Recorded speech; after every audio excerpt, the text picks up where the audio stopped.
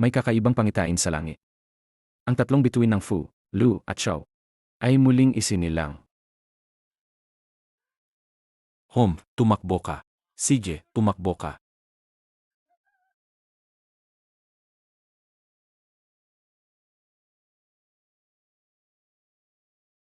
Ang tatlong batang ito, ang kanilang kapalaran, ay napakabiga. Hindi ito kayang dalhin ng ordinaryong tao. Mukhang wala akong pagpipilian, kundi dalhin sila sa bundok para magsanay. Pagkatapos ng 8 taon, saka lang sila makakababa para makasama ang kanilang mga magulang.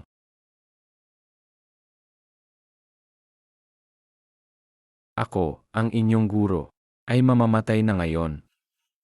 At kayo rin, ay panahon na para bumaba ng bundok. Humayo kayo, hanapin ang inyong mga magulang, at magsama-sama. Opo, Master.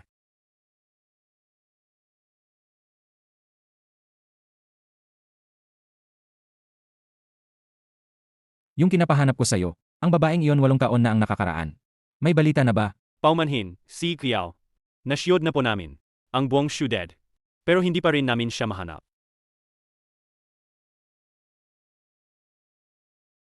Doblehin ang paghahana. I-post nyo na rin. Ito online. Si Lola ay patuloy na. Minamadali akong magkakasal. Wala na akong oras. Si Kiao po. Asikasuhin ko na po agad. Noon, bigla na lang akong nabuntis. Hindi ko alam kung sino ang ama ng bata. At namatay pa raw ang bata dahil sa kagat ng ahas. Bilisan mo. Linisin mo itong tubig. Sa sahig.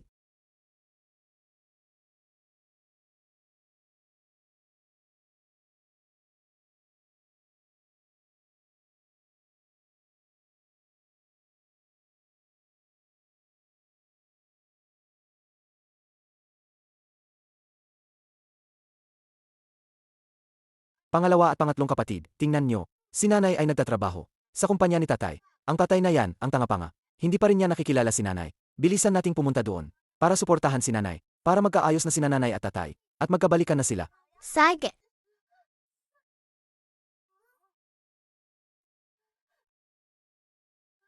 Ang paggawa na mabuti araw-araw ay magdudulot ng magandang kapalaran. Hindi na masakit ang tiyan ko.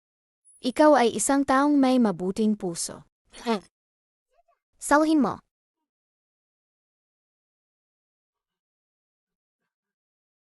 Mabait na lolo. Para sa'yo.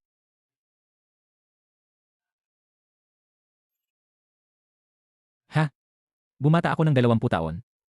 Salamat, munting henyo. Walang anuman. Mauna na kayong maghanda ng regalo. Hahanapin ko si nanay. Magkita na lang tayo mamaya. Sige.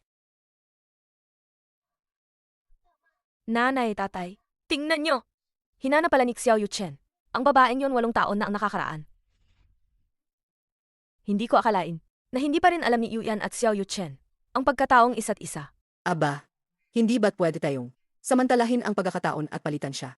Aba. Ha. Mukhang, ang ating yaning ay itinakdang maging asawa ng si. Siyempre, Ha. Si Xiao, ako ang babae na kasama mo. Noong 8 taon na ang nakakaraan. Dapat panagutan mo ako. si Sao, ang aming yaning noong panahong iyon, ay dalaga pa. Tingnan mo ang pamilya mo. Napakalaking negosyo ninyo. Kailangan mong panagutan ito. Sabi ko, pananagutan ko ang insidenteng iyon. Hanggang dulo. Talaga? Kung gayon, pakasal tayo sa loob ng 3 araw. Seg. Pero, ano ang patunay mo na ikaw ang babae noong araw na iyon? Ako. Wala naman akong ebidensya. Nung araw na yon, hinatak mo ako sa kotse mo. Hindi ko pa sinasabi kahit kanino. Nasa kotse nangyari ang lahat. Mukhang ikaw nga ang babaeng hinahanap ko. Pananagutan kita. Magpapakasal tayo sa loob ng 3 araw. Talaga? Ang galing. Salamat, si Xiao. Salamat, si Chow. Maaming salamat. Hiyuyan o hiyuyan.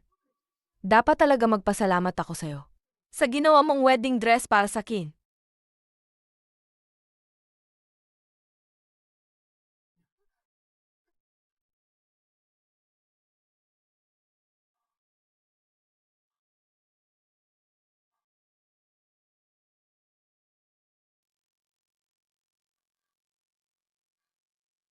Paumanhin. Parang, Nakita na kita dati. Iyo yan. Walong taong hindi nagpakita. Pero ngayon pa lumitaw? Hindi dapat siya makilala ni Xiao Yuchen. Paano mo siya nakita? Isa lang siyang cleaner. Malamang nagkita lang kayo. Noong naglilinis siya. Hayaan na. Nagmamadali si Lola. Ihanda na muna ang kasal. Ikaw talaga, Yuyan. Hindi ko akalain. Napalihim kang nagtatrabaho bilang cleaner sa Xiao Group. hayop ka, walang puso. Ginugol ko ang mga taon sa pagpapalaki sa'yo. Pero hindi ka man lang marunong kumanaw ng utang na loob. Ngayon, nagtatago ka pa sa amin. Pinalaki niyo ako. Mahigit 20 taon na ako sa pamilya eh. Ni isang kusing, wala akong ginasto sa inyo. At kailanman, hindi niyo ako itinuring na pamilya. Aba, binibigyan ba kita ng mukha, ha? Tigil. Sino yung mga pilyong bata na yan? Bakit nakikialam dito? Ngayon, makikialam palaga kami. Hindi namin hahayaang apihin niyo ang sinuman. Ang liit-liit mo pa. Ang lakas na ng loob mo. Umalis ka na nga. Kung hindi ka pa alis, babasagin ko ang puwet mo. Umalis ka na nga. Kung magsalita ka pa ng ganyan, ipapabato ko kayo ng kidlat Diyos. Babato kami? Ay naku, kidlat Diyos. Takot na takot ako. Sa ngalan ko, tinatawagan ko ang kidlat Diyos. Bato.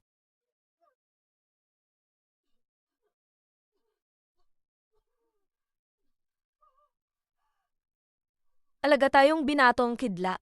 Hindi impossible. Kaswal na kasinungalingan lang, yan ng pilyong bata. Bakit ka pa naniwala? Nagkataon lang. Nagkataon lang. Mahal. Tingnan mo yung Ruiz scepter sa kamay niya. Mukhang maganda ang kalidad. Hindi mukhang cake. Isang maliit na bata lang. Mayroon pa palang ganyan kagandang bagay? Siguradong ninakaw yan. Hindi yan ninakaw. Kasama ko na yan simula nang ipanganak ako. Kasama mo na yan simula nang ipanganak ka. Ang galing mong mag-imbento ah. Akala mo ba ikaw si Jiaba Oyu? Ang piraso ng Jede na yan ay nawawala sa aming pamilya. Ibalik mo sa akin. Anong ginagawa mo? Alam mo ba kung sino ako? Ako ang asawa ng si Xiao Group. Ang mang-api sa akin ay parang inaway mo na rin. Ang buong Xiao Group. Naghahanap kayo ng sarili ninyong kamatayan. Kayo ang naghahanap ng sarili ninyong kamatayan. Kailangan ninyong bayaran ngayon ang pamilya. Ang gastos sa pag-aalaga niya sa inyo. Sa loob ng maraming taon. Kung hindi, pababagsakin ko ang inyong pamilya. Obligasyon niyang alagaan kami. Gusto niyo pa kaming singilin? Asa pa kayo? Tingnan ko nga kung paano mo ako pababagsakin, maliit na bata. Paano mo ako pababagsakin? Zilu, ayaw umamin ng pamilya. Bawiin ang lahat ng kayamanan na ibinigay sa pamilya. Sige kuya, pababagsakin ko na ang pamilya yung gayon. Ang galing ninyong umarte ah. Ang maliit na batang yan. Pababagsakin daw. Ang daming arte.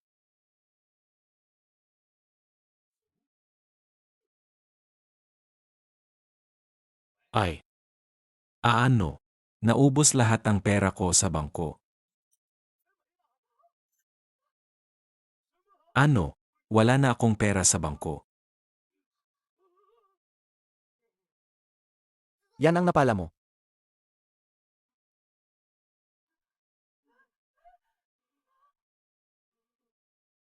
Bata. Salamat sa pagtulong mo kanina. Ano ang pangalan mo? Nanay, ako po si Zifu, ang anak mo. Paano naman nangyari yan? Ang anak ko ay pinatay ng ahas. Mali yata ang nakita mo. Hindi po ako nagkamali. Ikaw po ang nanay ko. Kung buhay pa ang anak ko, ngayon ay halos kasing laki mo na rin. Hay, hayaan na. Marahil siya ay isang batang kulang sa pagmamahal ng ina. Basta gusto niya. Pansamantala akong magiging ina niya. Nanay, para na. Umuwi na tayo. Ito ay villa. Ang bahay rentahan ko ay doon. Ang vilang ito ay napapalibutan ng bundok. Malawak ang tanawin. Maganda itong lugar ayon sa Feng Shui. Ito ang espesyal na pinili ko para sa'yo. Hindi pwede, hindi pwede. Nanay, huwag na kayong magulo. Ang malaking villa na ito ay nagkakahalaga ng milyon-milyon. Ako na isang tagalinis lang.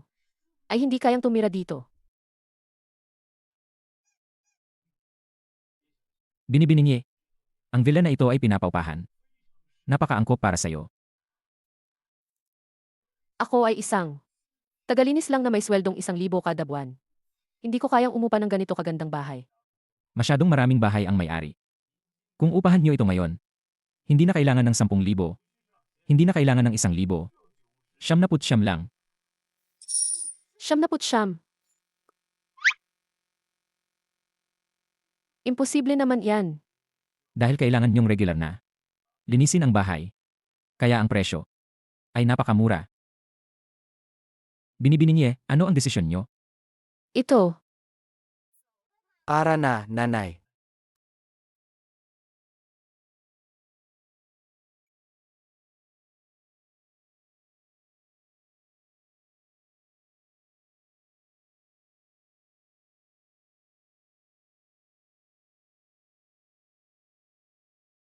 Kuya, ang walang kwentang ama na yan. Magpapakasal sa ibang babae. Ano, paano natin hayaang?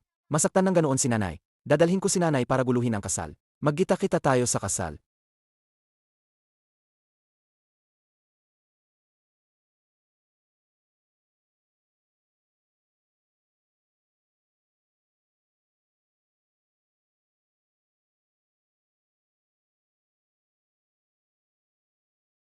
Hindi pwede to.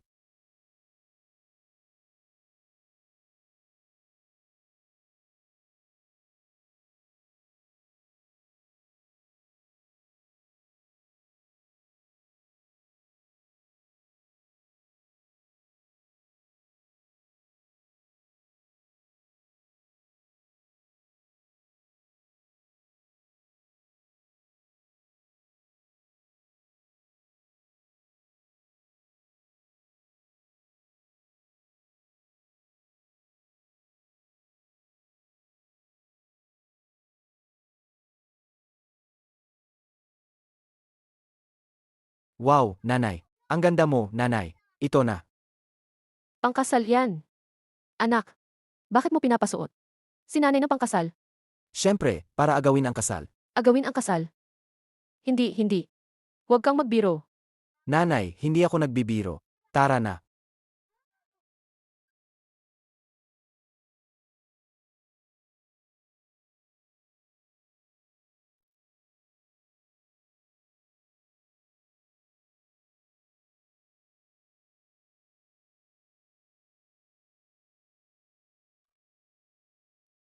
Anong nangyayari dito? Yuyuyan. Ito ang kasal ko. Nakapangkasal ka pa. Nagpapanggap ka rito. Anong ginagawa mo? Walang hiya kang traitor. Nakaganyan ka pa. Sino na naman ang gusto mong akitin? Sa totoo lang, ayoko namang manatili rito. Bukod pa rito ang mapangasawa. Ang isang babaeng tulad mo ay kamalasan para sa pamilya Xiao. Hayop ka. Apatayin kita.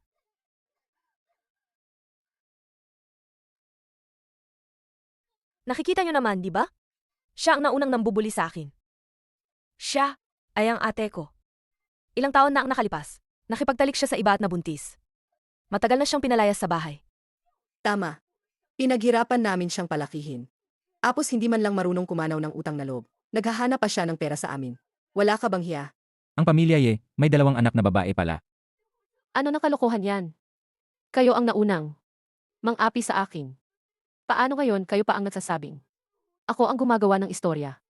At gumagawad ng kasinungalingan. Yu Chen! Narito lang siya para ipahiya ang Xiao Group. Ako na ang bahala sa kanya. Guardia! Guardia! Alisin niyo tong babaeng. Walang hiya at bastos. Sandali. Ang ginagawa ng babaeng yan, kahit medyo kakaiba. Sobra naman talaga si Yaning kanina. Tanungin muna natin siya.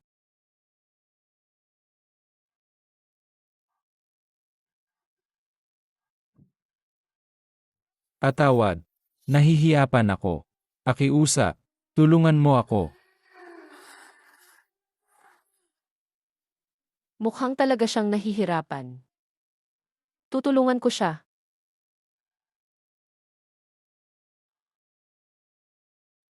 Ang birthmark na yan. Parang nakita ko na kung saan. Saan kaya? Salamat. Siguradong nagkita na tayo. Hindi ba? Hindi pa tayo nagkita. Kung gayon, tatanungin kita. Bakit ka nakasuot ng wedding gown? At nagpakita sa aking kasal? Nandito ako. Dahil pinapunta ako ng mga anak ko. Mga anak mo? Isang babaeng may ana. Nangangarap makapag-asawa na mayaman. Ang nangyari ngayon, ayoko nang palakihin pa. Umalis ka na. Si Kuya. May mga bata po sa labas na gustong makita kayo. Sabi po nila, sisingilin daw po nila kayo. Sa 8 taong gastusin. Huwag mo silang pansinin. Ipagkatuloy ang paghahanda sa kasal.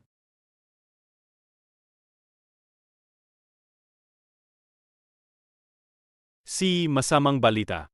Sinira po ng mga bata ang wedding car ninyo. Bakit ka pa nakatayo diyan? Tumawag ka ng pulis. Hindi po ako. Makatawag. Dahil po ang mga batang yon ay magkamukha po kayo noong bata pa kayo. Ano? Walang kwentang ama, ibalik mo ang sustento namin. Ang mga batang ito, talaga, magkamukha ako noong bata pa ako. Hoy, nasaan ang nanay ninyo? Nanay? Kung ako ang tatanungin, talagang bumababa na ang moralidad ngayon. Isang simpleng janitress lang siya. Pero naglakas loob siyang dalhin ang mga anak niya para guluhin ang kasal ni Si Xiao. Mama! Ang 3 bata na to. Akala ba nila ako ang mama nila? Iniwan ba sila? Ng tunay nilang ina? Kawawa naman ang mga bata. Mama, huwag ka nang tulala. Halika na. Kayo, mga bata. Saan kayo galing? Ano ang mga pangalan ninyo? Mama, ako po si Zilu. Ako po ang lubaw na namamahala sa kayamanan ng mundo. Oh, may gintong ingot po ako. Mabibigyan ko po si Mama ang maraming pera. Mama, ako po si Yezisho, ang maliit na siobaw. Ito po ang maliit kong peach. Huwag niyo po akong maliitin. Kahit hindi ako kasing yaman ni Lubaw. Ako po ang namamahala sa buhay ng lahat ng nilalang sa mundo. Yizifu, Yizilu, Yizishu. Hindi ba't yan ang mga bituin ng swerte, ang Fiu, Lu at Shu? Ang cute naman ng mga pangalan. Mama, kaming 3 po ay triplets. Magkamukha po ba kami? Akala ko. Isa lang ang aampunin kong bata. Hindi ko inakala 3 agad. Ang mga pangalan pa lang nila. Kitang-kita na ang kanyang pagnanasa. Tapos, Nagpapanggapang hindi kilala. ano ba yung pagpapanggap na yan? Paano nangyari na ang 3 batang ito? Ay kamukha ko. Sobrang kamukha ko. Pero, maliban sa gabing nalasing ako, itong kaon na ang nakalipas. Wala na akong ibang babaeng hinawakan. Hindi sila pwedeng maging mga anak ko. Nagkamali kayo ng tao. Hindi talaga ako ang tatay ninyo. Hindi po, hindi kami nagkamali. Ikaw po ang tatay namin. Si nanay at tatay. Mayroon pang 3 kayamanan. Kami po ay isang masayang pamilya ng 5. Kiss po. Tatay, nanay, gusto ko po ang kapatid na babae. Nagkamali kayo. Hindi talaga ako. Ang tatay ninyo. Narinig niyo ba? Si Xiao ang asawa ko. Maliban sa akin, walang ibang babae ang pwedeng lumapit sa kanya. Yiyu yan. Walang hiya ka. Dalhin mo na ang mga batang yan. Umalis kayo. Huwag mo murahin si nanay. Mumurahin ko, ang kapal ng mukha mong mangarap. Hindi niyo ba nakikita kung sino ang nasa harapan niyo? Mga anak, huwag kayong magkamali ng ama. Si Xiao. Pasensya na po. Ang pagpunta po namin dito ngayon ay hindi ko po sinasadya. Aalis na po kami. Isasama ko na po sila. At magpapasa na rin po ako ng resignation letter. Humihingi po ako ng paumanhin. Sa aking kawalang galang ngayon. 3 kambal? Ibig sabihin, ang 3 batang ito ay ang mga anak ni na Yuyan at Xiao Yuchen noon? Bakit kayo nakatunganga? Hindi pa ba kayo aalis? Ang 3 kambal na yan, siguradong, mga anak niya sa kung sinong lalaki. Sa labas, may lakas pa ng loob na dalhin dito. Nakakahiya. Nagsasalita kayo ng masama. Gumagawa kayo ng masamang karma sa bibig. Kung gayon, babawiin ko ang lahat ng swerte. Sa inyong mga bibig. Paano mo babawiin? Paano mo naman babawiin? Mga buwisit na bata, hayaan mong ako ang magturo sa'yo. Pababawiin ko sa'yo. Walang galang. Walang hiya. Bawiin mo ang iyong bibig.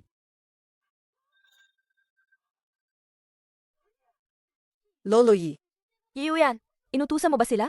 Anong ginawa mo? Bilisan mo. Ibalik mo sa dati ang tatay ko. Bakit bigla siyang hindi makapagsalita? Nasira ba ang vocal cords niya? Mga anak, huwag na nating patulan ang mga iyan. Huwag na nating palakihin ang gulo. Okay. Dahil sa nanay, palalampasin ka namin ngayon.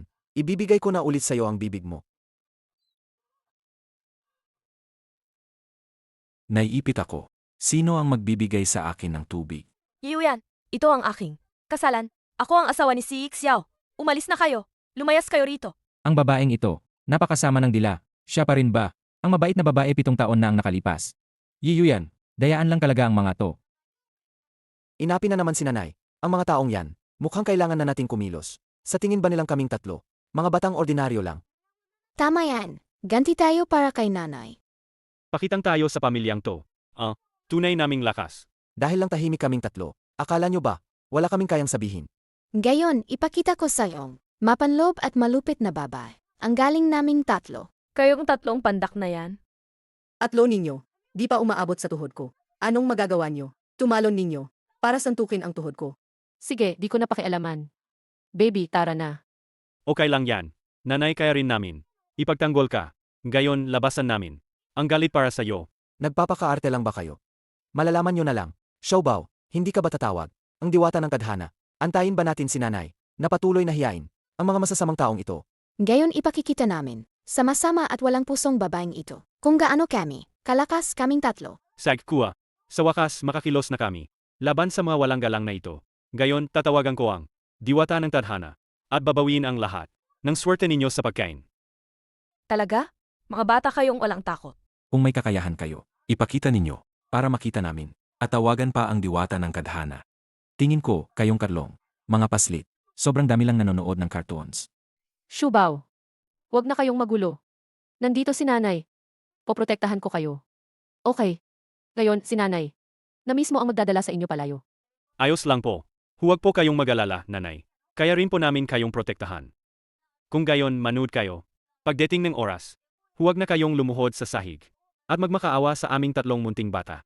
Napalayain kayo. Xiaobao. Anong ginagawa mo? Mama, huwag kang matakot. Ito ang aking espesyal na abilidad. Hintayin mo lang ang mga tao rito. Mamaya ay, luluhod sa iyo at magmamakaawa. Ano nang ginagawa ng tatlong munting yan? Bakit sila?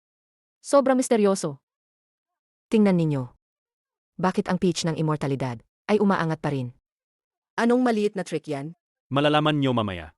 Kung trick lang ba yan o hindi. Ang mang-api kay mama, ay may kapalit. Panulat ng kapalaran. Aklat ng walang pangalan. Diwata ng tadhana, lumabas ka. Ang buhay ay matatapos. Security, dakin nyo sila. Isa lang siyang maliit na bata. Anong gagawin mo? Hindi ko kayo masyadong pahihiyapan. Basta Basta dalhin mo ang katlong batang yan, at lumuhod kayo sa harapan namin ni Yaning, para magtapat ng pagsisisi, sampalin nyo ng malakas, ang sarili nyo, at palalayain ko kayo. Anong nangyari? Apa. Ang galing ni Kua. Yan ang napapala mo sa pambubuli. Ito ang kahihinatnan mo. Impossible. Paano ako masusuka? Dahil lang sa isang batang, naglalaro lang, nagsusuka ako. Asawa ko. Wala silang kinalaman dito. Ang mga batang ito ay walang tunay na kakayahan. Ang dati kong sakit nagbalik lang dahil sa kanila. Anong kinalaman ng nanay ko dito? Kung hindi kayo, abusado sa kapangyarihan. Bakit ko kayo sasaktan? Huwag kayong mag-alala, kayong dalawa. Malapit na ang turnyo. Nanay, bakit ka rin nagsusuka? Ang gumagawa ng masama ay magdurusa. Bakit siya nagsusuka? Tawagin ang doktor.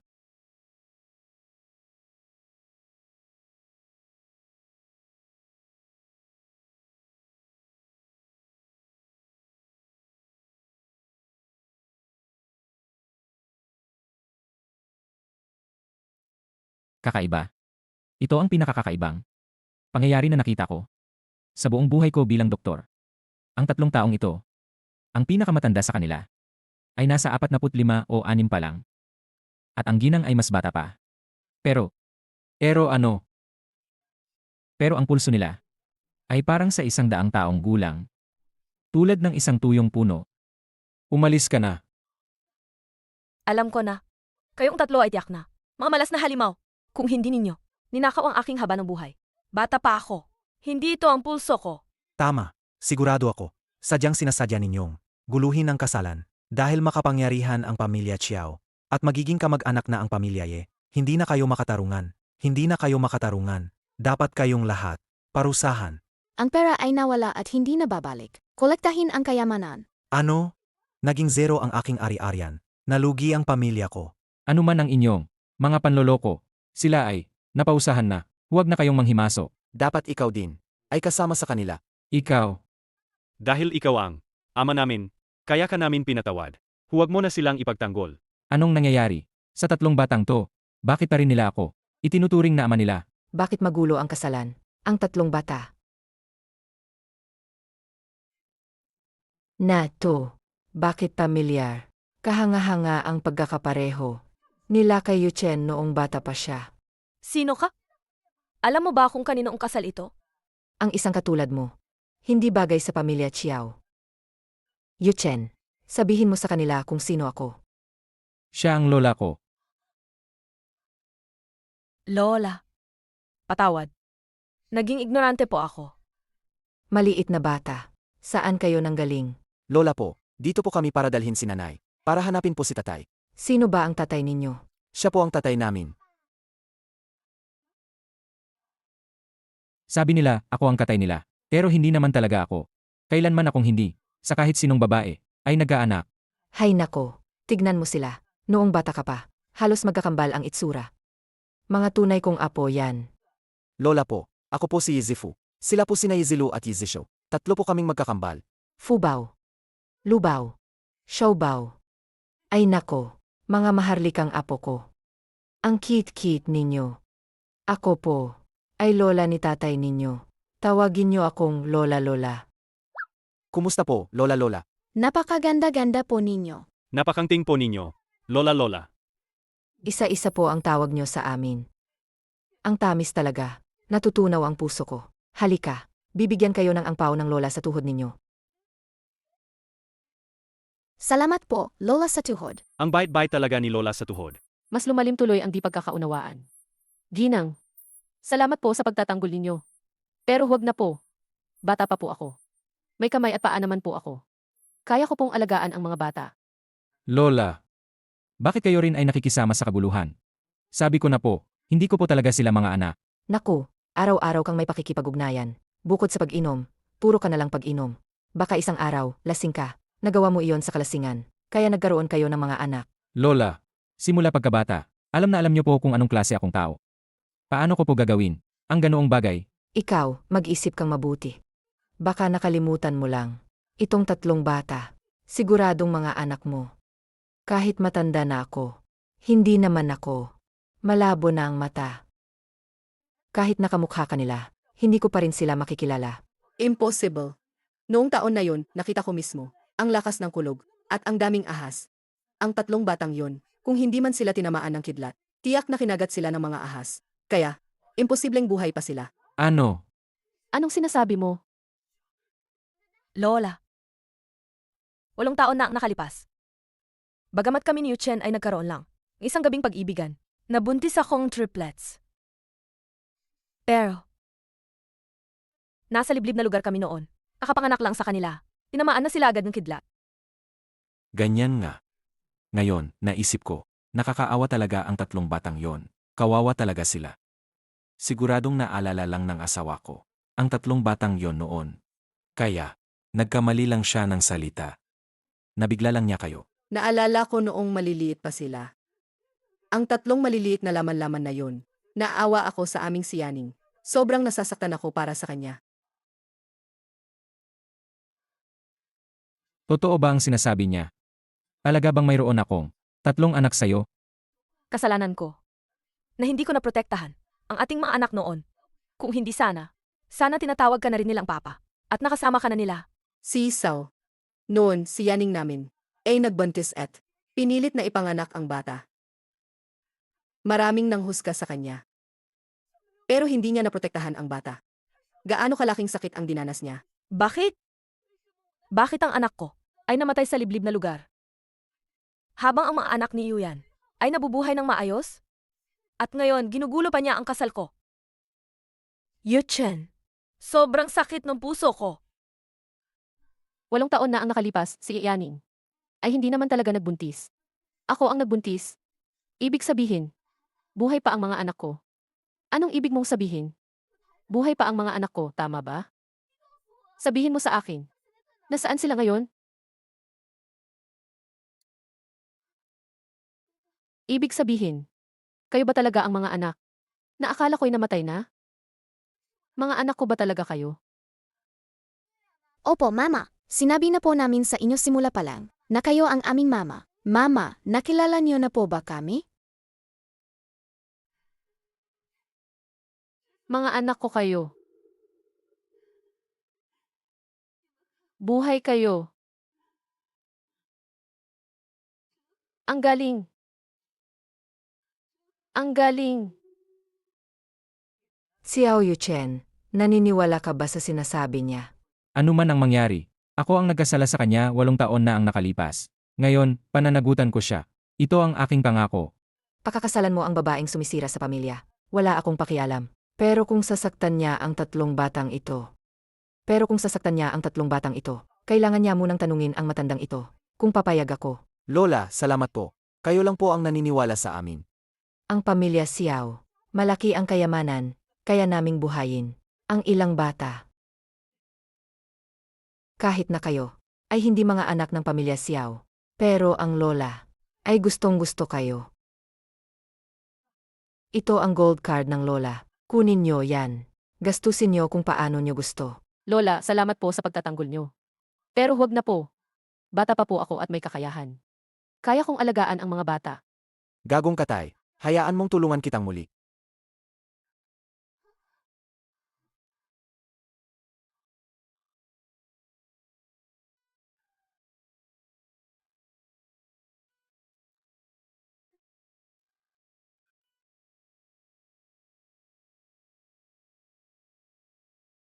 Ang babaeng yon ay may kulang nunal sa dibdib. Kaya ba ang babae 8 taon na ang nakakaraan? Ay siya talaga. Mga anak, tara na. Sandali. Yuchen, saan ka pupunta? Hindi lang naman siya ang may ulang nunal sa dibdib. Baka nagkataon lang? Paano naman magiging ganoon kakaswal? Tingnan mo, meron din ako. Kaya nagkataon lang ba talaga? Pamilyar ang babaeng yon. Kung ikukumpara kay Yaning, mas gusto ko na siyang babae 8 taon na ang nakakaraan. Mama, sa wakas alam mo na. Na kami ang mga anak mo. Nga, kasalanan ni Mama. Hindi ko agad kayo nakilala. Mga anak, nasaan kayo nitong mga nakaraang taon? Ayos lang ba kayo? Noong ipinanganak kami, may lumitaw na ginintuang dragon. Kaya dumating ang master namin. At nakita niya si Yaning, na gustong saktan kami. Kaya dinala kami ng master namin pabalik. Saan naman galing ang ginintuang dragon sa mundo? Baka nagkamali lang ang mga bata sa nakita nila. Sino ang master na sinasabi mo? Si Master Yikong po. Opo, siya po ang nagpalaki sa amin. Napakahusay po niya sa amin. Napakagaling po ng master namin. Ngayong alam kong maayos ang kalagayan ninyo. Ang mabigat na pasanin. Sa puso ni nanay ay nabawasan na. Kapag may pagkakataon, dadalhin ko si nanay para bumisita kay master. Gusto ko siyang pasalamatan ng personal. Nanay, may tumatawag po sa'yo. Hello? Sino po to? Yeyuyan, ako to, si Xiao Yuchen. Pumunta ka sa grupo ngayon para magresag. Sige po. Pinaparesin ako. Hindi ba dapat? Ang AUT ang magsasabi sa akin. Bakit siya mismo ang tumawag sa akin? Nanay, sino po ang tumawag sa'yo? May problema po ba? Si Xiao ang nagpapapunta sa akin para mag-resign. Una ako. Manatili muna kayo sa bahay. Psych po.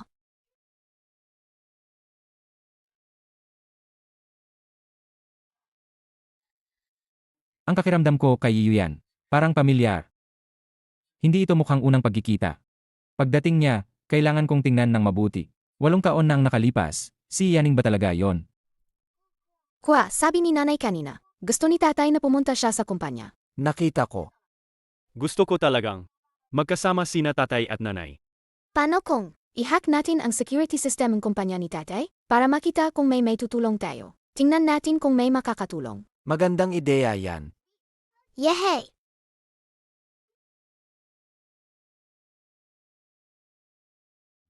Pasok. Xiao Yuchen, ako to. Bakit ka nandito? Xiao Yuchen. Wala akong ginagawa kaya dumaan ako para bisitahin ka. Ito, ginawan kita ng kape. Tikman mo. Pagkatapos mong inumin ang kape na to, Babalik ako mamaya. At gagawin nating formal ang lahat. Nasa kumpanya tayo. Hindi ka na makakatakas. Alam ko. May darating akong bisita mamaya. Umuwi ka muna. Okay lang, maglalakad-lakad muna ako. Babalik ako mamaya para hanapin ka. Sabay tayong kumain.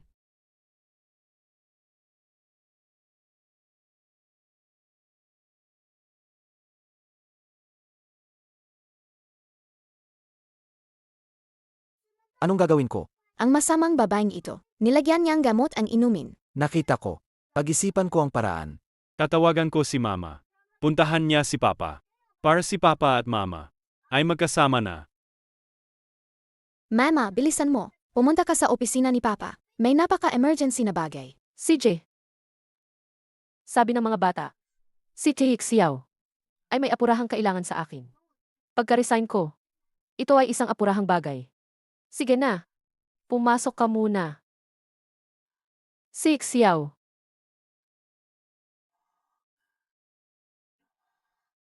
Si Xiao. Si Xiao, magising ka. Wow, kuya kapatid, tingnan nyo. Naghalikan si Papa at Mama. Takpan ng mata. Walang sisilip. So Papa at Mama, magkakabalikan na ba? Malapit na ba tayong magkasama-sama ulit? Ang galing. Pwede na ba tayong bumalik? Para makita ang magandang lola sa tuhod? Si Xiao. Magpakatino ka. Hindi. Ano ba ang ginagawa mo? Hindi ako si Yaning. Ako si Iyuyan. Hindi ito tama. Kaumanhin. Hindi ko sinasadyang gawin ito sa'yo. Ayos lang, wala yon. Ngayong gising na kayo. Aalis na ako. Tungkol sa pagbibitiw ko. Kapag maayos na ang pakiramdam ninyo, babalik ako. Sandali. Ang pakiramdam ko sa kanya, talagang pamilyar. Para bang sa isang sandali. Bumalik ako sa gabing iyon 8 taon na ang nakalipas. Ako. Hindi ko rin alam kung ano ang nangyari kanina. Hindi ko makontrol ang sarili ko. Kanina, nang dinidikit ako ni Dick Xiao, nakaramdam din ako ng pagkapamilyar. Ang 3 kambal ay patuloy na nagsasalita. Na siya ang kanilang ama. Kaya ba? 8 taon na ang nakalipas. Ang lalaki sa kotse sa baryo ng Ye. Ikaw ba yon? Siguro, nag-iisip lang ako ng sobra. Hayaan na. Mas mabuting tumawag ng tulong. Para dalhin si Dick Xiao sa ospital. Si Xiao. Yuyan, bakit ka nandito? Tamang-tama ang dating mo. Biglang nahimatay si Dick Xiao. Dalian mo, dalhin mo siya sa ospital. Kinakausap kita. Bakit ka nag-iba ng usapan? Una, sinira mo ang kasal ko. Tapos, nandito ka na naman. Alagang hindi ka na umaalis, ano? Nandito ako dahil si Dick Xiao ang nagpatawag sa akin para sa resignation ko. Kaya ako na parito. Nagkataon lang ang nangyari. Kung gayon, mag-resign ka na agad.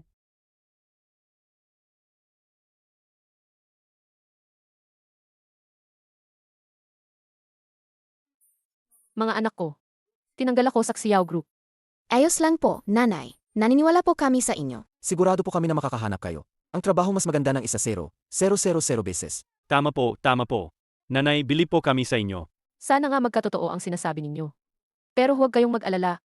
Aalagaan ko kayong mabuti. Nanay, ano po ang kakainin natin ngayon? Ano ang gusto ninyong kainin? Ipagluluto ko kayo ng masarap. Dati, hindi ko kayo masyadong nabibigyan ng oras.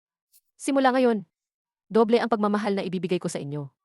Gusto ko po ang sweet and sour pork ribs. Gusto ko po ng isda. Gusto ko ng cake. Sige, gagawan kita ngayon. Hintayin mo ako.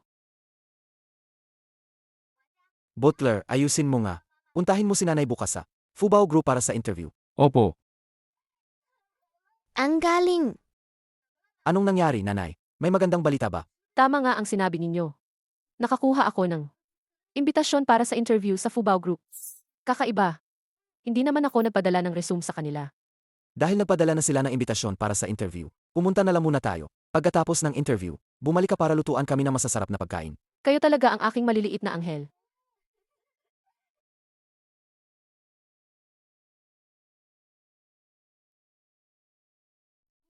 Gising ka na. Anong nangyari sa akin? Naalala ko, nawalan ako ng malay. Sabing doktor, sobrang pagod ka daw nitong mga nakaraang araw. Kaya ka nawalan ng lakas. Nasaan si Yuyan? Dumating ba siya sa kumpanya kanina? Hindi ko siya nakita. Hindi yata siya dumating. Naalala ko ng malabo. Bago ako mawalan ng malay, nasa opisina na siya. Bakit ka puro kasinungalingan? Ang nangyari 8 taon na ang nakakaraan. Hindi ka rin naman siguro nagsisinungaling sa akin, di ba? Hindi po. Kuya Yu Chen. Sabi niya pumunta raw siya rito para mag-resign. Tapos, pagpasok ko, bigla ka na lang nawalan ng malay. Kaya pinakiusapan ko siyang tumulong. Para dalhin ka sa ospital. Pero pagtalikod niya, umalis na siya. Ano pa raw ang sinabi niya? Sabi niya, kahit daw mawalan kang malay sa harap niya, Hindi ka raw niya tutulungan. Sa pakikipag-ugnayan ko sa kanya, parang hindi naman siya malamig na tao. Imbestigahan kung ano ang nangyari. Ayos na ako. Bumalik na tayo sa kumpanya. Kuya, nasa Theo Group na si nanay. Gusto mo bang tawagin din si tatay? Inisip mo ba? Tama, yan nga ang inisip mo. Dahil hindi pa nakikita si nanay at tatay.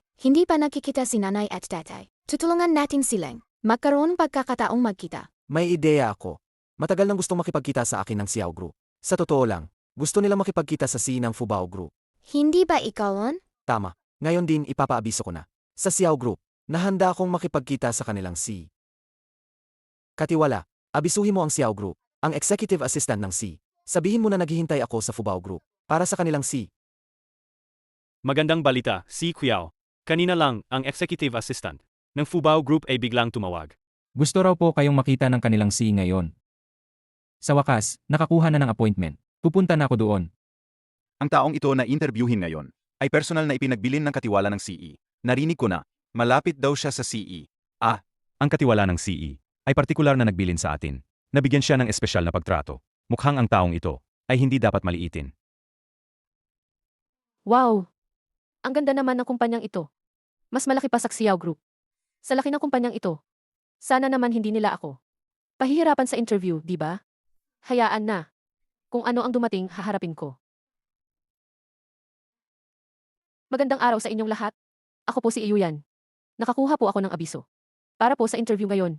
Binibiningi, upo na po kayo agad. Nakakapagod po ang nakatayo. Sige po, salamat. Binibining gusto ko lang po sanang itanong. Ano po ang gusto ninyong inumin? Gatas? Kap? Otsa? Wag na po. Tubig na lang po ang sa akin. Salamat po. Naku po, Diyos ko. Sila ba ang nag-i-interview sa akin? O ako ang nag-i-interview sa kanila? Magandang araw po sa inyong mga interviewer. Ang posisyon po na gusto kong applyan ay janitor. Ha? Bakit po? Puno na po ba ang mga janitor? Sa inyong kumpanya? Kung ganoon, sa ibang kumpanya na lang po ako. Susubok. Hindi. Ang kumpanya po namin ay nangangailangan ng tulad ninyo, binibining na mahusay na janitor. Magkano po ang inaasahan ninyong sweldo? Mga magkano? 2,000. 1,000, pwede na yan, di ba? May mga anak pa akong bubuhayin. Hindi pa ako nakakita ng ganitong kumpanya. Kahit maliit na sweldo, pinipiga pa. Hindi pwede. Hindi pwede. Miss Yi, 1,000, hindi pa rin pwede. Ang mga janitor sa ibang kumpanya ay sumasahod ng 2,500. Ang iba ay 3,000 pa nga. Ang baba na ng inalok ko. Tapos mataas pa rin sa inyo. Miss Ye, nagkakamali po kayo. Ang inyong inalok, hindi po sa mataas, kundi napakababa. 100,000. Bibigyan ka namin ng sweldong 100,000. Ano sa tingin mo? 100,000 ang sweldo ko. Opo, 100,000. Kumpanyang manloloko. Kaya pala pagpasok ko kanina. Napakabait ninyo sa isang nag-a-apply. Hindi po kami kumpanyang manloloko. Ang aming kumpanya ay may legal at tamang papeles. Kailangan ng pera para sa mga bata. Subukan mo muna. Kung gayon, aayusin ko muna ang mga bata. Mag-umpisa na agad sa trabaho. Kuya, tumawag lang ang grupo. Tapos na ang interview ni nanay. Alam ko na. Siguradong masaya si nanay. At bibili siya sa atin. Masarap na strawberry cupcake. Kuya, magkano ang sinahod mo kay nanay? Magkano ang sweldo na binigay mo kay nanay? 100,000. Magiging janitress si nanay. Hindi kaya niya maisip na ikaw ang sining grupo? Ano ang alam mo? Babay si nanay. Paano siya makakabiling? Magagandang damit kung walang pera? Tama si kuya. Sinusuportahan ko si kuya.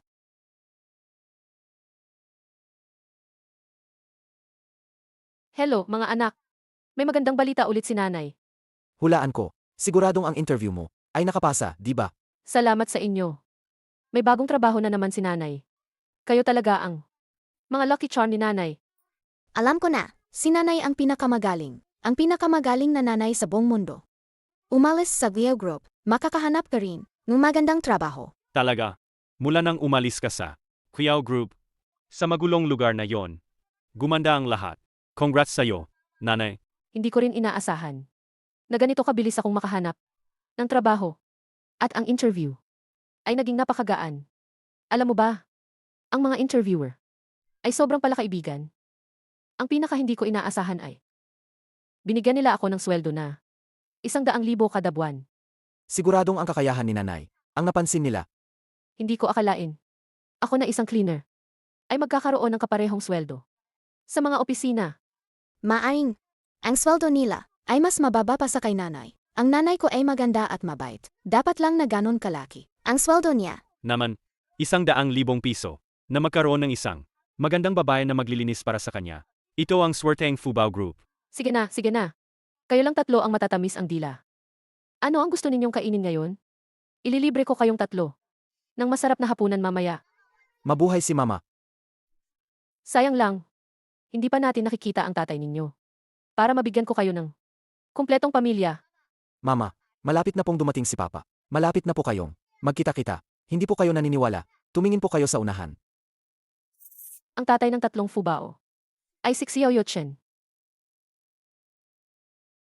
Bakit narito si Xiao sa Fubao Group?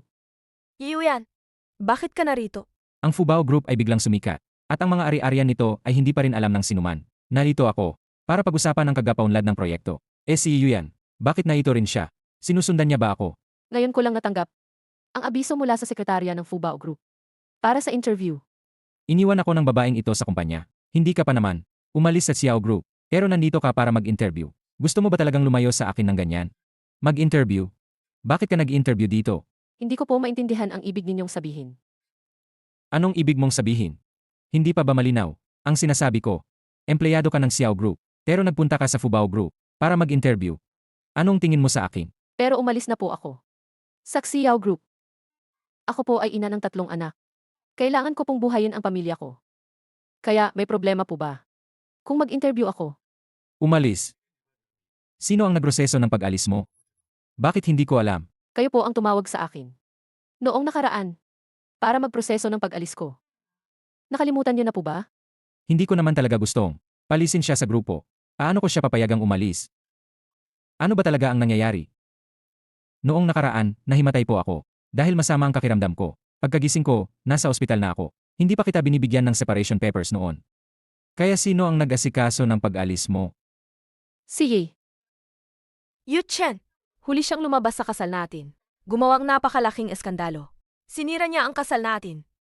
Galit na galit ako. Kaya tinago mo sa akin at tinatalsik siya. Bakit ka nagdedesisyon para sa akin? Hindi ka pa kasal sa pamilya Xiao, ganyan na ang lakas ng loob mo. Kung ikaw ay magkakasal, hindi ko na alam ang gagawin mo. Ano ang ibig mong sabihin?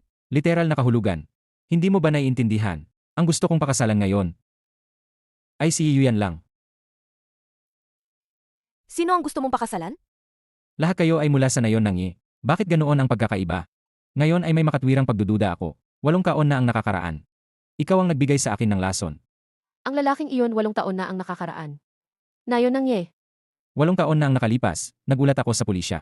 May record ako. Sandali. Ipapaimbestiga ko ulit ang kape na iyon. Ipapadala ko ulit iyon para imbestigahan. Pagkatapos nito, tingnan natin kung magsabi ka ng totoo. Tapos na. Lubusan ng tapos na. Ang galing. Sa wakas, alam na ni tatay. Ang tunay na pagkatao. Ang masamang babaeng yan. kung hindi, punta na lang tayo sa group para hanapin sina tatay at nanay. Medyo nami-miss ko na. Si nanay. Pero kung pupunta tayong gayon. Sandali lang. Hindi na makakapag-usap ng palihim. Sina tatay at nanay, di ba? Naku, sinabihan na kitang tanga ka, ayaw mo pang maniwala. Hindi mo pa rin maintindihan yan? Sa susunod, kapag lumabas tayo, huwag mong sabihin kapatid kita. Nakakahiya. Ang ibig sabihin ni Ate Zilu ay syempre, tulungan natin sila. Sa wakas, nalaman na ni tatay. Ang tunay na pagkatao. Ang masamang babaeng yan. At nandyan din si nanay. Puntahan natin sila ngayon at sabihin ang buong katotohanan kay tatay. Kuya, bilisan mo, sumunod ka sa amin. Hindi ko naman talaga gustong mag-resign ka. Kung gusto mong bumalik, kaya kung bigyan ka ng triple na sweldo. Hindi na po, si Xiao. Maganda po ang benepisyo sa Fubao Group. Hindi na po ako babalik sa Xiao Group. Saig. Teka, kanina pababa ako. Parang nakita kita. Bakit ka nandito?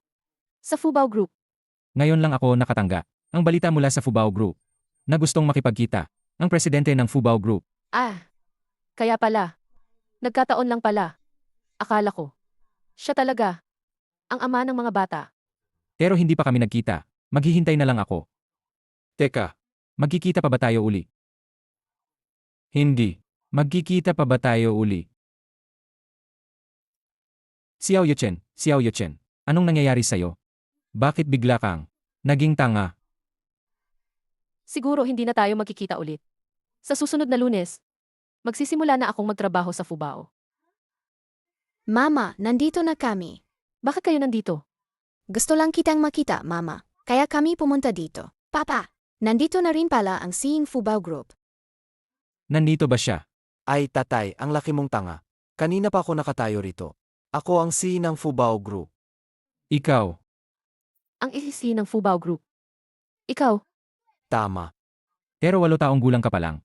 Ngayon, ang mga bata, ang talino na. Siyempre, kaming tatlo ay napakatalino. Lalo na si Kuya. Sabi ni Master, sobrang taas daw ng IQ niya. Kung gayon, nakita mo na ba, ang tunay nilang ama, ang kite ng 3 bata, kapag nakita niya sila, tiyak na magugustuhan niya. sa ngayon wala pa. Pero, kung hindi ko talaga siya mahanap, kaya ko rin. Silang palakihin ng mag-isa. Hindi ba kayo tenga? Nanay, nasa harap mo lang si tatay. Nasa harap ko. Ikaw ang Tagaye Family Village. Kung gayon, paano mo nabuo ang 3 Fubao? 8 kaon na ang nakalipas. Nang araw na iyon, pinatrabaho ako ni Iyaning. Pinapakain sa mga tupa.